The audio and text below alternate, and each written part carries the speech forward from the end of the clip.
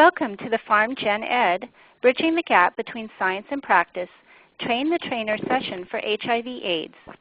Today is Monday, March 12, 2012. This presentation is supported by a grant from the Centers for Disease Control and Prevention. Its contents are solely the responsibility of the authors and do not necessarily represent the official views of the CDC. The content is not intended to be a substitute for professional medical advice, diagnosis, or treatment.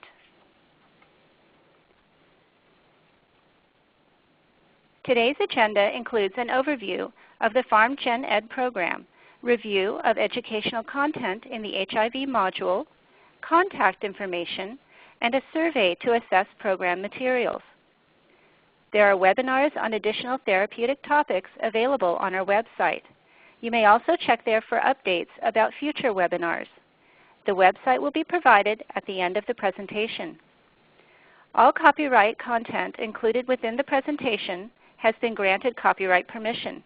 No part of this presentation can be reproduced in any form without permission of the rights holder. The overall objective of the Pharmacogenomics education program, Bridging the Gap Between Science and Practice, is an evidence-based pharmacogenomics education program designed for pharmacists and physicians, pharmacy and medical students, and other healthcare professionals. The overall objective of the Pharm Gen Ed program is to increase awareness about the validity and utility of pharmacogenomic tests and the potential implications of benefits and harms from use of the tests. These educational modules are currently available on our website as part of the shared curriculum for faculty.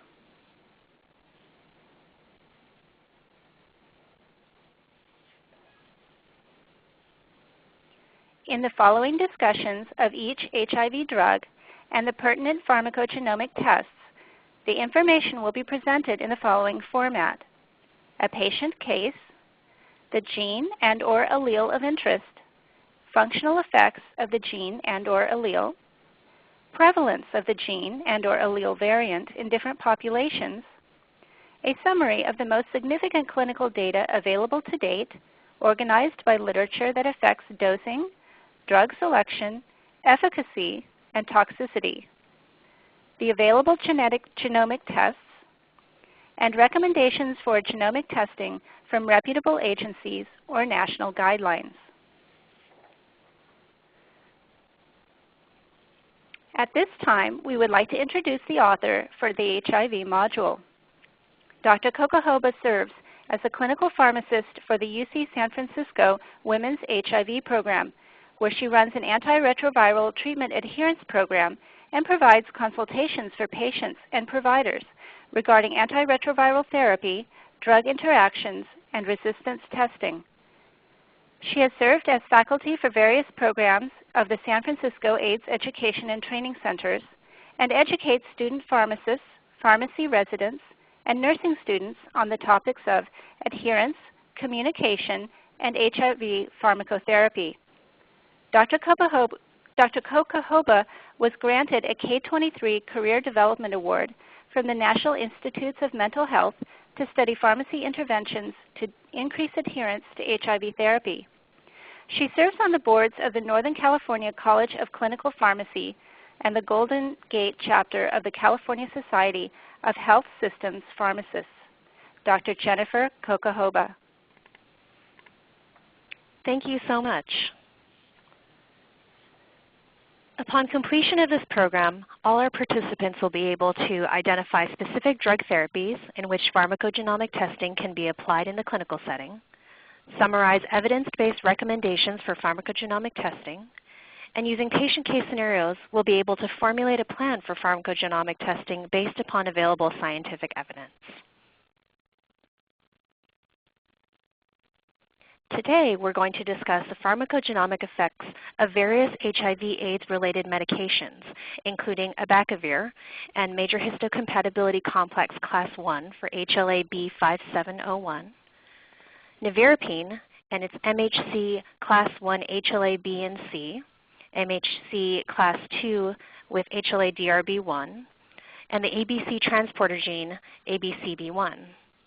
For Efavirenz, we'll be discussing Cytochrome P450 2B6, and for Atazanavir, we'll be discussing Uridine diphosphate-glucuronosyltransferase, or UGT1A1.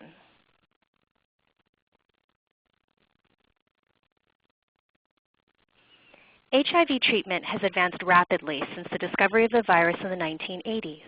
With over 26 medications, there are many different possibilities for combination therapy.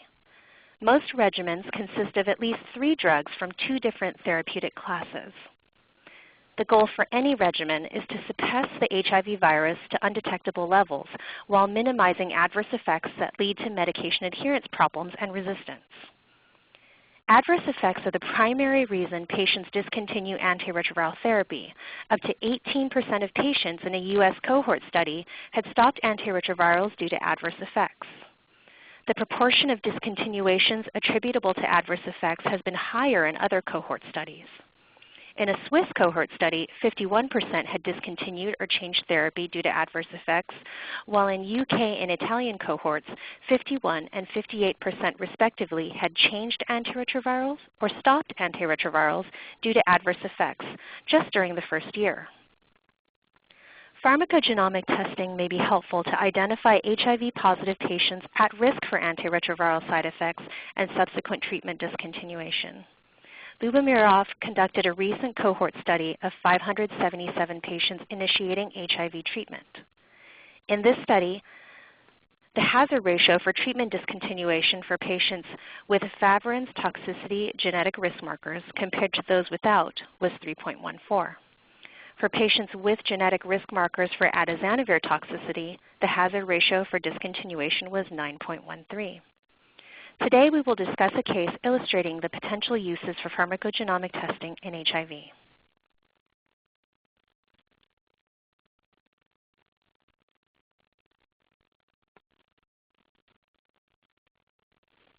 KK is a 28-year-old HIV-positive Caucasian male who presents to the clinic to initiate antiretroviral therapy. He acquired HIV via unprotected sex with other men. At the current time, his CD4 cell count is 420, and his HIV viral load is 53,000 copies per milliliter. His doctor instructs him to get blood drawn for labs and prescribes the following medications. He asks him to return to clinic prior to starting any medications. The regimen includes Abacavir and Lamivudine combination, 600-300 milligrams orally daily, Darunavir, 400 milligrams, 2 tablets orally daily, and Ritonavir, 100 milligrams orally daily.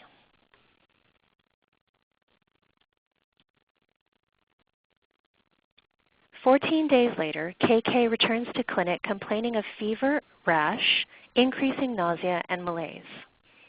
He states that these symptoms started shortly after beginning antiretroviral therapy. He also admits to starting his regimen prior to the scheduled visit and never got his laboratory tests, which included a test for HLA-B 5701. The clinical question is, would KK have avoided experiencing a hypersensitivity reaction if he had obtained the recommended pharmacogenomic testing?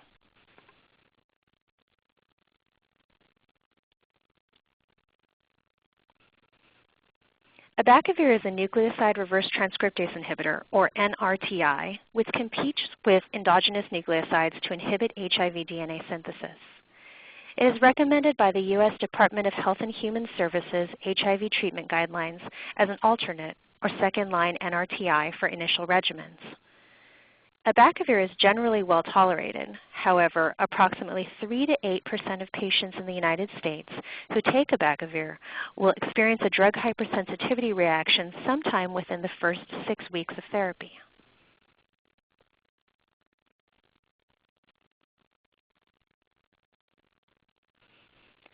Abacavir hypersensitivity emerged during clinical trials.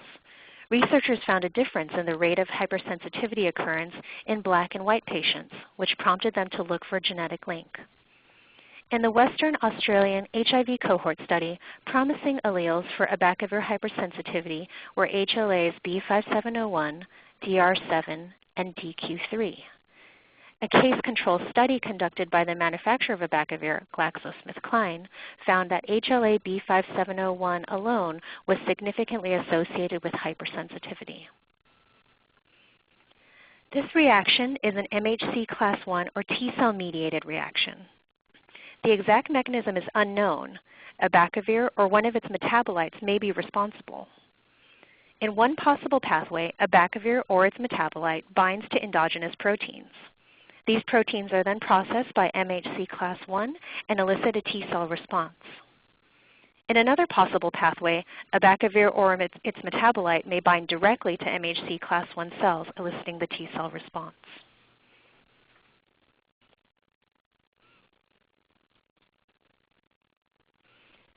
This map outlines the distribution of the HLA-B 5701 allele.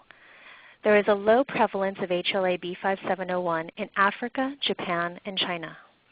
Prevalence is high in India, with estimates ranging from 5 to 20%.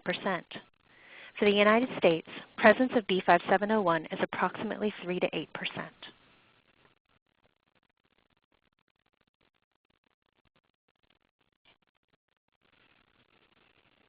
While it does not guide any changes in dosing, routine screening for HLA-B 5701 identifies HIV-positive patients at risk for a hypersensitivity reaction.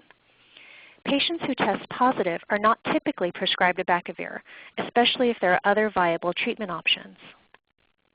Currently, there is no literature identifying whether pharmacogenomic testing for Abacavir hypersensitivity affects the efficacy of treatment.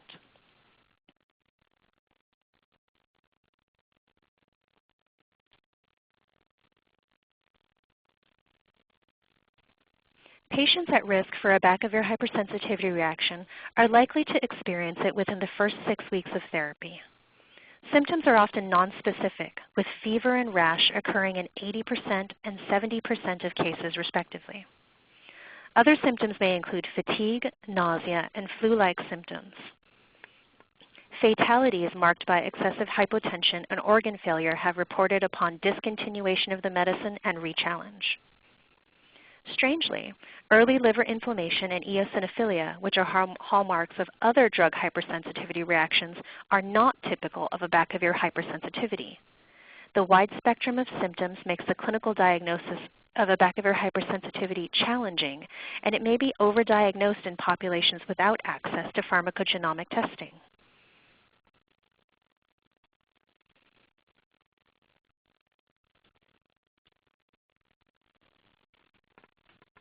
Two key studies, PREDICT-1 and SHAPE, demonstrated the link between HLA-B 5701 screening and risk for Abacavir hypersensitivity. PREDICT-1 was a double-blind, randomized control trial of 1,956 primarily Caucasian patients from Australia and Europe. It compared the frequency of Abacavir hypersensitivity in those who got HLA-B 5701 screening prior to therapy versus those who did not. Skin patch testing was used for immunologic confirmation of a hypersensitivity diagnosis. Immunologically confirmed Abacavir hypersensitivity occurred in 0% of patients who received genetic screening and occurred in 2.7% of patients who did not. In this study, HLA-B 5701 testing had a 100% negative predictive value, meaning that all patients who tested negative did not get an Abacavir hypersensitivity reaction. The SHAPE study was a matched case control study of 199 patients. Cases could be patients who had a hypersensitivity either by clinical diagnosis alone or by diagnosis confirmed with skin patch testing. In this study, 100% of the patients who had immunologically confirmed Abacavir hypersensitivity reaction, including the skin patch testing, were positive for HLA-B 5701. The genetic test was less sensitive for patients who only had a clinical diagnosis for hypersensitivity reaction.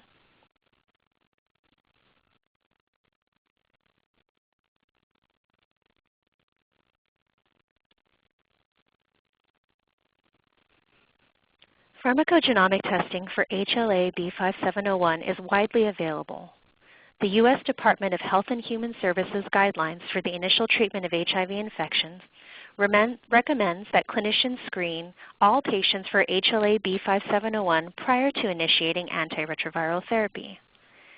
Patients testing positive for HLA-B 5701 should ideally not be prescribed Abacavir if there are other treatment options available.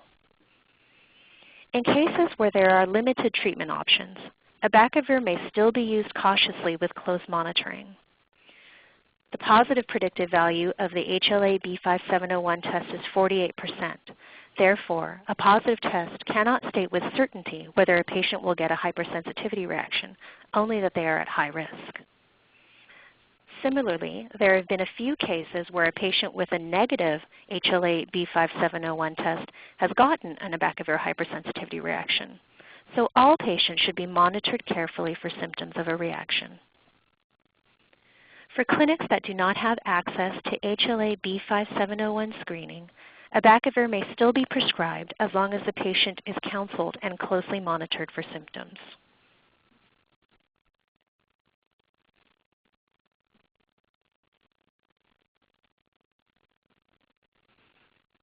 HLA-B 5701 testing is an excellent example of a pharmacogenomic test that has been widely implemented into HIV clinical practice.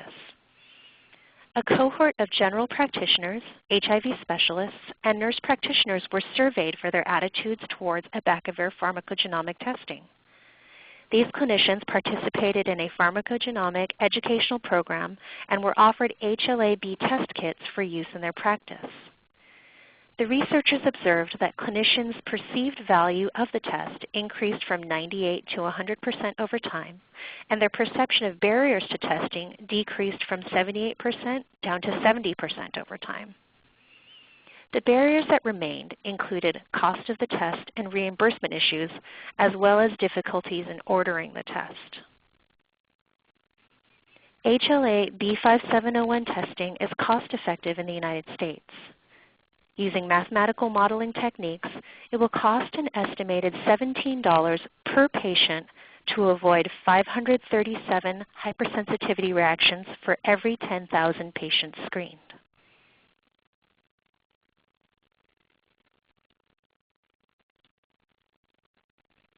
Upon returning to our case, we find that KK's treating clinician has discontinued all of his antiretrovirals. KK is sent down to the laboratory to obtain blood tests, including the HLA-B 5701. He is further instructed to return to clinic in 2 weeks and to go straight to the emergency room if any of his symptoms worsen. The patient's HLA-B 5701 test comes back positive. If KK had obtained this test prior to starting antiretrovirals, his treating clinician may have avoided using Abacavir in his regimen and avoided the hypersensitivity reaction. The clinician makes a careful note in KK's medical chart to mark that he is allergic to Abacavir.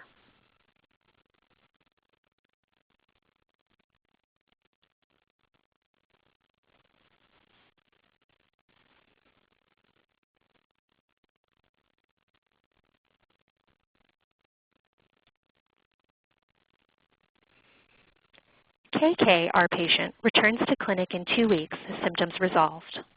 His most recent lab tests include a CD4 cell count of 410 and an HIV viral load of 55,000 copies per milliliter. His liver function tests are within normal limits. Despite his recent bout with Abacavir hypersensitivity, KK is still worried about keeping his immune system and would like to try antiretroviral therapy again. He had seen an advertisement for a new once-daily formulation of Nevirapine and asks if he can try this medication. His doctor discusses other potential options, but eventually concedes to the patient's wishes and prescribes tenofovir and emtricitabine, 300 milligrams, 200 milligrams fixed-dose combination tablets, and Nevirapine, 200 milligrams orally daily for 21 days, then the extended 400 milligram release tablets orally daily.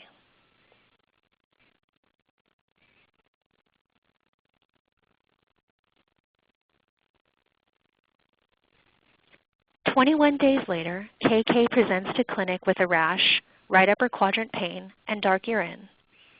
Stat labs are drawn revealing elevated transaminases with an AST of 150 international units per liter and an ALT of 120 international units per liter. Total bilirubin comes back elevated at 3.6 milligrams per deciliter. The clinical questions include, what is the likely cause of this adverse reaction and what risk factors did KK have? Is there a pharmacogenomic test which could have predicted this drug reaction in KK?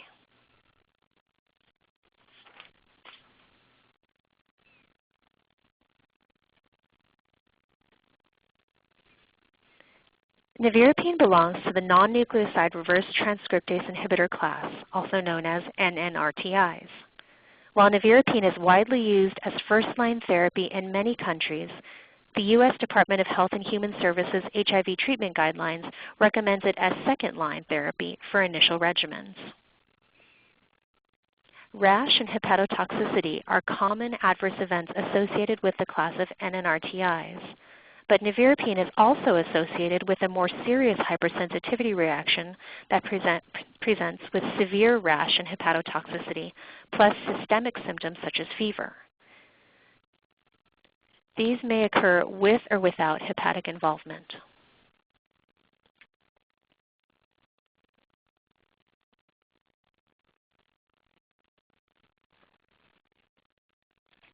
For the nevirapine hypersensitivity reaction, determining the associated genetic alleles is complicated because cutaneous and hepatic reactions may occur alone or together.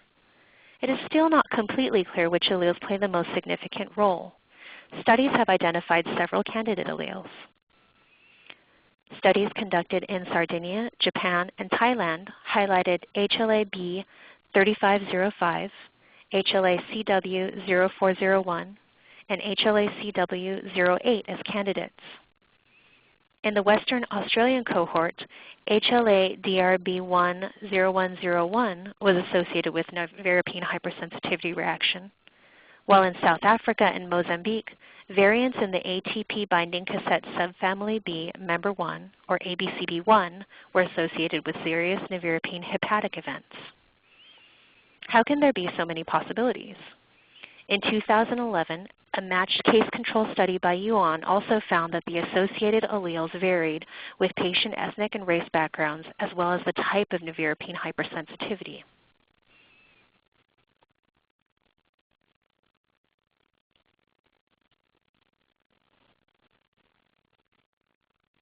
It appears that both MHC class I and MHC class II alleles, as well as mutations in the ABCB1, may contribute to nevirapine hypersensitivity reaction. The mechanism for this reaction is not well understood. Similar to those mechanisms postulated for Abacavir, nevirapine-associated antigens or nevirapine metabolites may be recognized and cause an immune response. Mutations in the ATP binding cassette B1 affect the transport and resultant concentrations of nevirapine, though the link between increased concentrations and nevirapine hypersensitivity reaction is not clearly defined. Another interesting phenomenon is that nevirapine hypersensitivity also appears to be influenced by gender and immune status. Men tend to have nevirapine hypersensitivity reaction at higher CD4 cell counts greater than 400, while hypersensitivity typically occurs in women at lower CD4 cell counts greater than 250.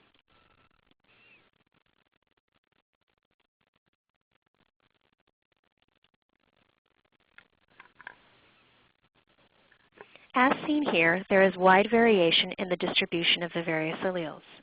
HLA-DRB10101 and HLA-B35 are more prevalent in Caucasians, while HLA-CW04 is more evenly distributed amongst ethnic groups.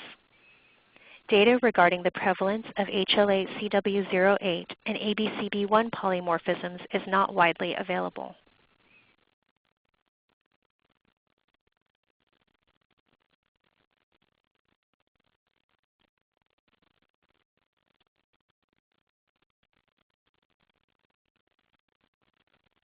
For nevirapine, pharmacogenomic testing would not affect dosing, at least not until there is a clearer link between high concentrations, hypersensitivity, and the minimum concentrations required for efficacy.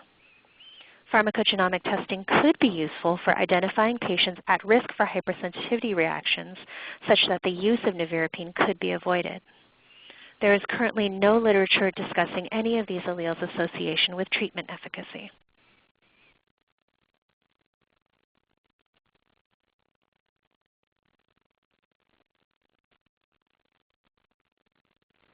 The presence of various HLA types is associated with increased odds of having a hypersensitivity reaction. In white patients, having an HLA-DRB10101 is associated with a 3-fold higher odds of having nevirapine hypersensitivity reaction.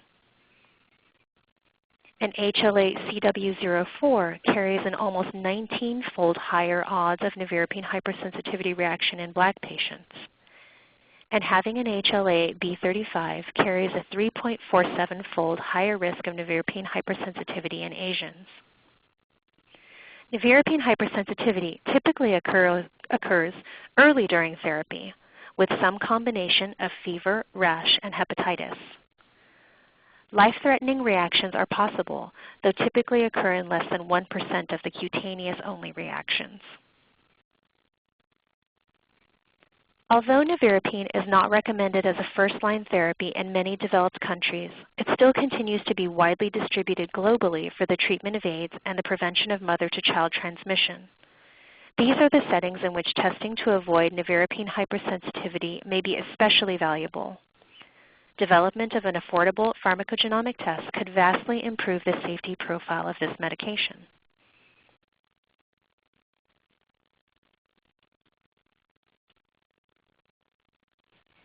As it stands, there is currently not a pharmacogenomic test commercially available to predict nevirapine hypersensitivity reaction, and routine testing for polymorphisms in HLA class 1 and class 2 is not recommended.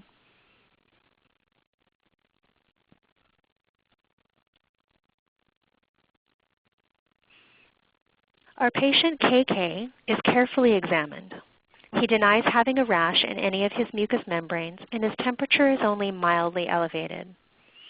As with the last regimen, KK's antiretrovirals are discontinued, and he is sent home with strict instructions to return to the emergency department if his symptoms worsen.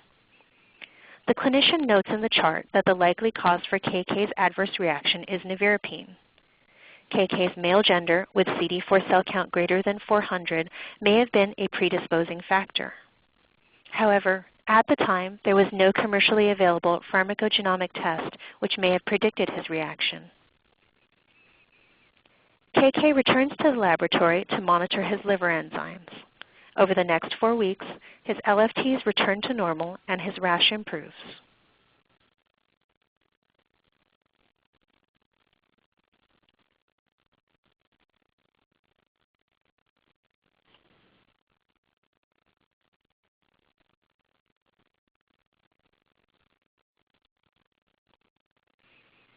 Four months later, KK returns to clinic to see his clinician. After experiencing 2 mild hypersensitivity reactions, he is somewhat skeptical about starting antiretroviral therapy. However, a close HIV-positive friend recommended that he try her regimen because she did not experience any side effects on it. The clinician agrees and prescribes combination Efavirenz, emtricitabine, tenofovir, 600, 200, 300 milligrams, 1 tablet orally daily.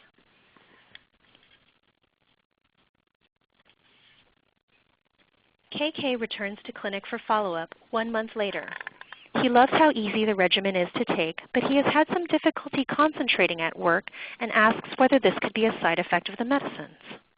He denies any new concurrent stress or depression. The clinical question is, what is the cause of this adverse effect? Can pharmacogenomic testing predict the severity to which KK might experience this adverse effect?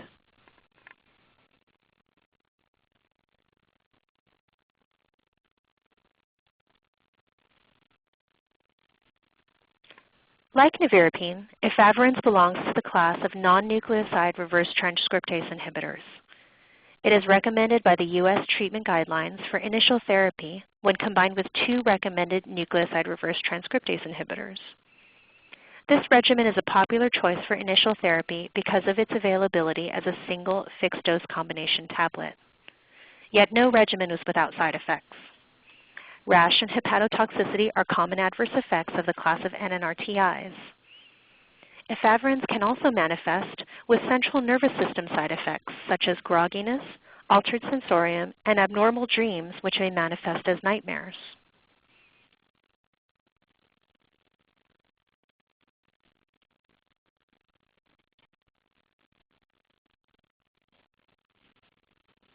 The allele of interest for these CNS side effects is CYP2B6, which contains two non-synonymous single nucleotide polymorphisms at positions 516 and 785.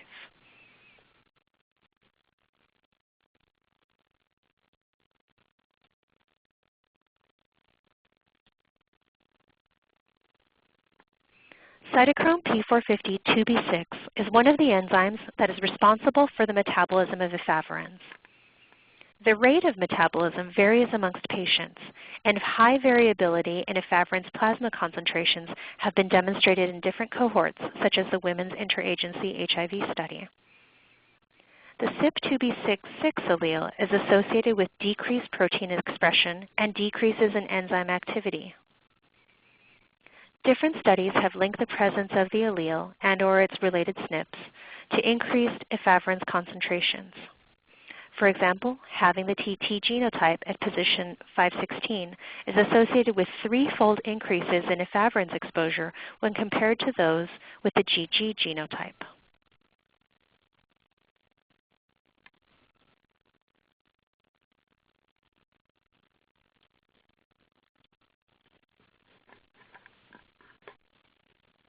Studies have attempted to characterize the prevalence of either the G516T polymorphism or the CYP2B6 allele in different race and ethnic groups.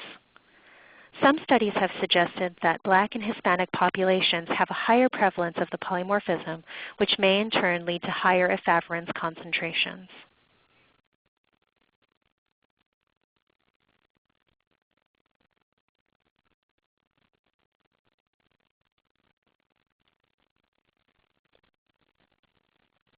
With information about the presence or absence of the CYP2B6 allele, clinicians may determine a patient-specific dose of efavirenz that maintains efficacy while minimizing toxicity.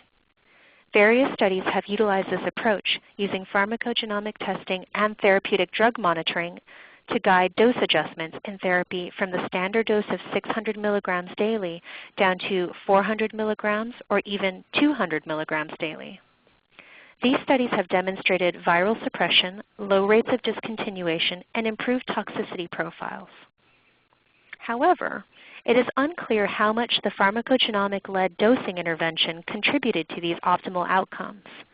A 2004 study by Haas suggested that central nervous system side effects from efavirenz may wane after the first week, even without a dosing intervention.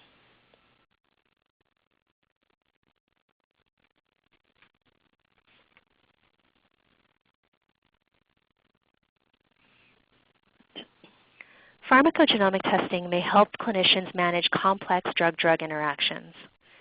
When patients are co-infected with HIV and tuberculosis, use of traditional rifampin-containing regimens may necessitate an increased efavirenz dose based on the patient's weight.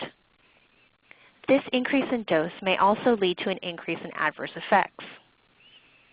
Pharmacogenomic testing may be able to identify patients who are likely to have higher efavirenz plasma concentrations so that clinicians can avoid increasing the dose unnecessarily. The clinical utility of this approach still needs to be determined. There are other factors which may be more predictive of whether efavirenz dosage needs to be increased when used with rifampin.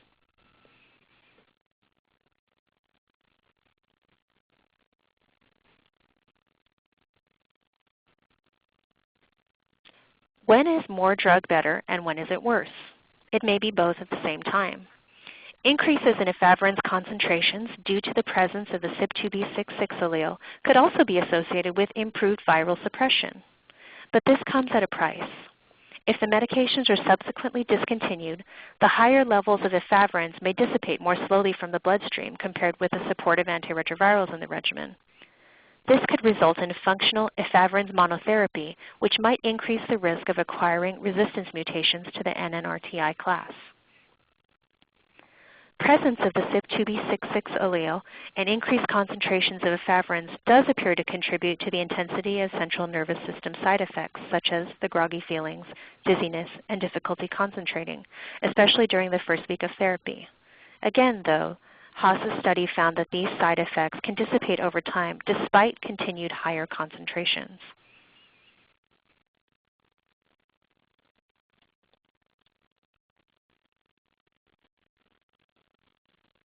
Currently, there is no commercially available CYP2B6 screening test, and routine testing for polymorphisms is not yet recommended. But as more studies explore its potential clinical utility, these types of tests may be looming on the horizon.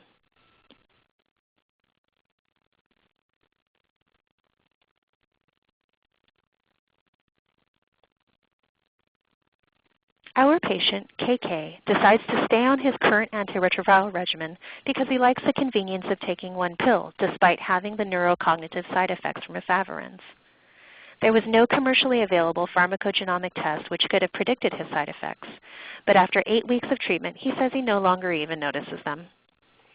His labs also show a fully suppressed HIV viral load and a slightly increased CD4 cell count. He is instructed to return to clinic in 4 months for follow-up.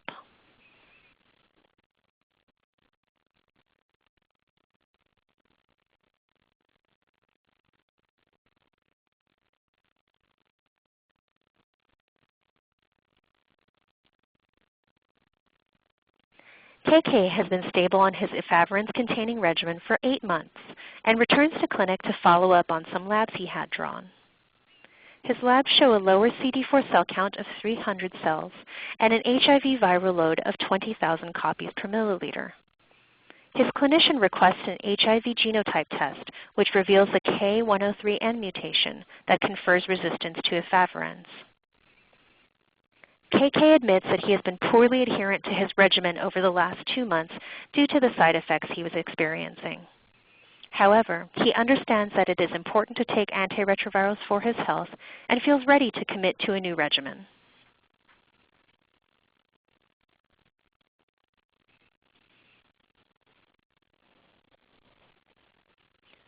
KK is prescribed a regimen containing 3 nucleoside reverse transcriptase inhibitors, zidovudine, lamivudine, and tenofovir, as well as the ritonavir-boosted protease inhibitor, Atazanavir. KK tolerates this regimen fairly well. He had some mild diarrhea at the start, which went away of its own accord. Lately, he has also noticed some yellowing in his eyes and read in the package insert of his medicines that this might occur. His labs return with an increased CD4 cell count, undetectable viral load, and increased total bilirubin of 2.4 milligrams per deciliter. He asks his clinician whether this is a dangerous side effect.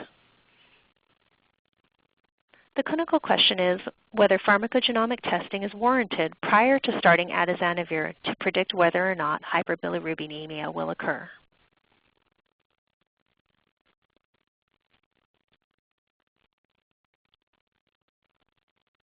Atazanavir belongs to the class of HIV protease inhibitors. Although usually well tolerated, it can also exhibit the typical adverse effects associated with this class, such as nausea, vomiting, and diarrhea. Although not clinically dangerous, hyperbilirubinemia is a side effect that is somewhat unique to Atazanavir and quite common with its use. Anywhere from 22 to 47% of patients would develop this side effect. 6% of patients may go on to develop clinical jaundice when using the drug, and up to 2% of patients may discontinue the medication because it can be cosmetically disfiguring.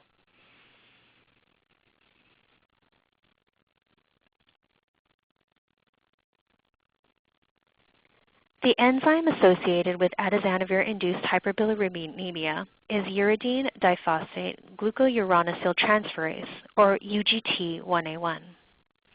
Having the UGT1A1 28 allele causes an alteration in the promoter region, producing 7 thiamine adenine repeats instead of the typical 6.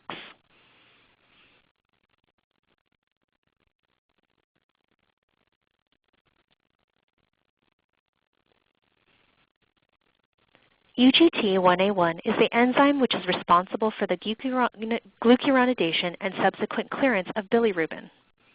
Having the extra thiamine-adenine repeat in the promoter region causes the enzyme to be less active, which can lead to buildup of bilirubin. One of the first commercially available protease inhibitors, Indinavir, was found to directly inhibit UGT1A1. Indinavir is not commonly used for HIV treatment anymore due to other side effects, but Atazanavir is structurally similar to Indinavir and exhibits the same UGT1A1 inhibition properties. There was a statistically significant association between hyperbilirubinemia and UGT1A1 genotype found in 118 Caucasian patients taking Atazanavir. Having the 77 genotype, which is homozygous for UGT1A1 was associated with the highest risk for hyperbilirubinemia, or 80%. Having a heterozygous genotype, or 6-7, led to an intermediate risk of 29%, while having the homozygous wild type, or 6-6 genotype, led to the lowest rate of hyperbilirubinemia at 18%. For these patients that harbored at least one UGT1A1 28 allele, the odds of having moderate to severe hyperbilirubinemia, grade 3 to 4 hyperbilirubinemia, were 2.96-fold higher than for those who did not.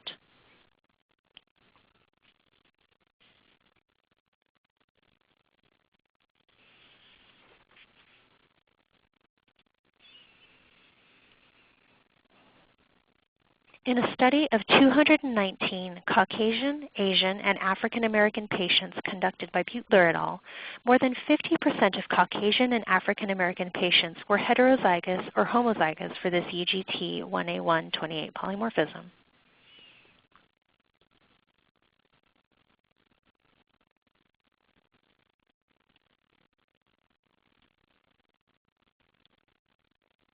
Currently, there is no literature related to UGT1A1 impacting dosing, selection, or efficacy of Atazanavir. In the future, pharmacogenomic testing may help clinicians to avoid prescribing Atazanavir in patients at risk for high hyperbilirubinemia. If combined with therapeutic drug monitoring, pharmacogenomic testing may also help guide clinicians to use the lowest possible Atazanavir dose that maintains viral efficacy in patients at risk of jaundice or scleral icterus.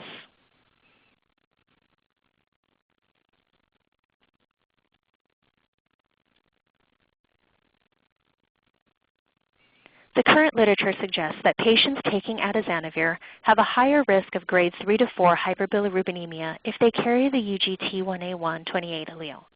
Although this side effect is not dangerous, it can be temporarily disfiguring. Patients may adhere poorly to Atazanavir when hyperbilirubinemia manifests as jaundice or scleral icterus. In current clinical practice, a patient simply starts their Atazanavir-containing regimen. If they get hyperbilirubinemia, which is bothersome, the drug is discontinued and a new regimen is selected. With pharmacogenomic testing, clinicians may be able to determine which patients are at risk of moderate to severe hyperbilirubinemia and may avoid use of the drug in those patients.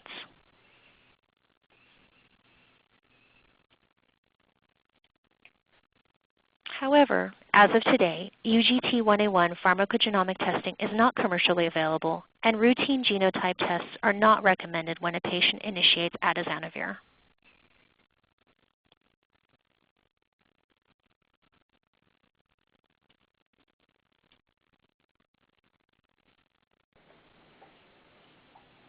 For our patient KK, it appears that his elevated bilirubin levels are a side effect of the Atazanavir in his regimen. There was no commercially available pharmacogenomic test to identify him as an at-risk patient for this side effect. After discussing his labs and the side effect with his doctor, KK opts to stay on his regimen because it is reasonably simple, otherwise well tolerated, and because he wants to retain other treatment options for his future. His clinician agrees and asks the patient to make an appointment if the yellowing in his eyes or skin becomes more apparent or bothersome. 8 weeks later, KK remains highly adherent to this regimen. His CD4 cell count continues to rise, and his viral load remains suppressed to undetectable levels.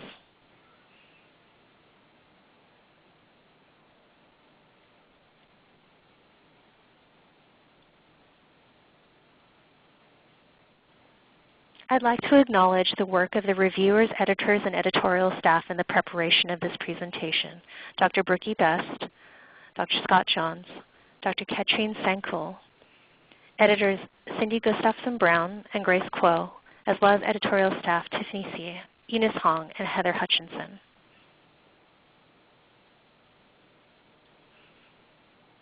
On the following slides are various references which were utilized in the preparation of this presentation.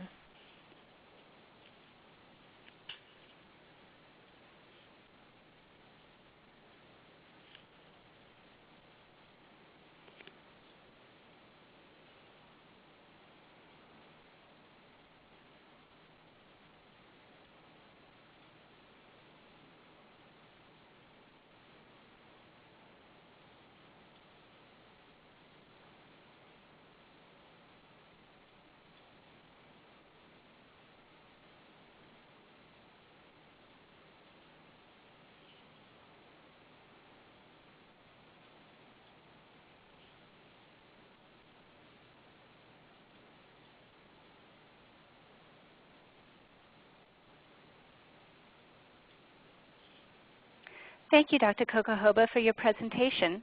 At this time, we will continue the webinar by including logistical information. We hope this information is helpful to you as you translate pharmacogenomic evidence into practice. If you have questions or comments, please email us at pharmacogenomics@ucsd.edu.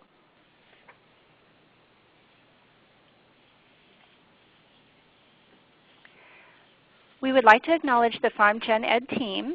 The UCSD faculty is posted on this slide.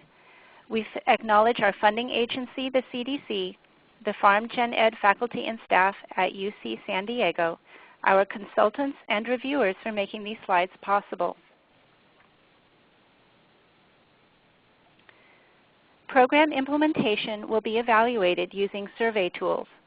Surveys are available for participants and for faculty trainers at the links shown on the slide. We appreciate your feedback. Thank you.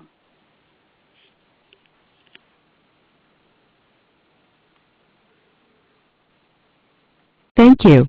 Please stand by.